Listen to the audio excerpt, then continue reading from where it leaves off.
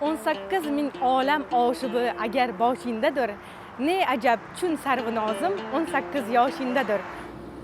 Bugun biz O'zbek buyuk shoiri, mutafakkir va davlat arbobi Alisher Navoiy tavalludining 584 yilligi munosabati bilan Navoiy haqida 3 ta fakt challenge-ni o'tkazmoqchimiz. Biznesni rivojlantirish bank xodimlari qanchalik Navoiy haqida bilimlarga egaligini bilib olamiz. Qani ketdik.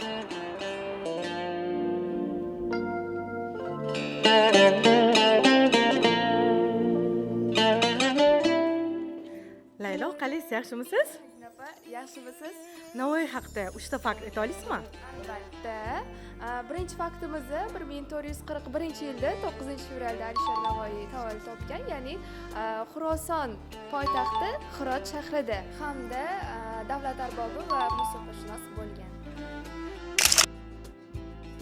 Alisher Navoiy shoir bo'lish bilan bir vaqt davlat arbobi ham bo'lgan, xususan shu Balx, Asrobod haqiqatlarda hokim vazifasini bajargan. Alisher Navoiy xonadonlarida ham, shu uylarda ham ilmiy muhit qurgan, shu tog'alari ham shoir bo'lgan. Ularda ko'plab shu shoirxonlik va asonliklar ko'plab bo'lgan. 5 yozdan iborat turk tilida yozilgan hamsa asari muallifi hisoblanadi. Alisher Navoiy ikkita taxallus ostida ijod qilgan. Birinchisi Navoiy taxallusi asosida, ikkinchisi Forsiy taxallusi asosida ijod qilgan. 2009-yilda Merkuriydagi kraterga Navoiyni nomi qo'yilgan.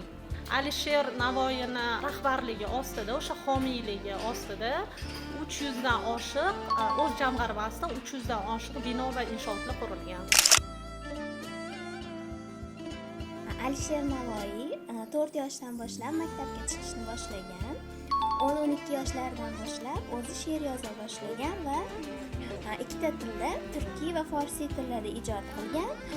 Turkiy tilda uni taxallusi Navoiy bo'lgan, forsiy tilda foniy taxallusi bilan ijod qilgan. Yana bir qiziq ma'lumot, Biznesni rivojlantirish banki bosh ofisi Alisher Navoiy nomi berilgan ko'chada joylashgan.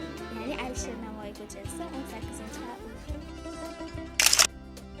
Hazrat Nukus sulton bo'lgan Alisher Navoiy bobomiz otalari G'iyosiddin Muhammad Temuriylar saroyini amaldorlaridan hisoblanganlar, xonadonni ishonchli kishisi bo'lganlar. Onalari Amirzoda Shayx Abu Said Changni qizi bo'lganlar.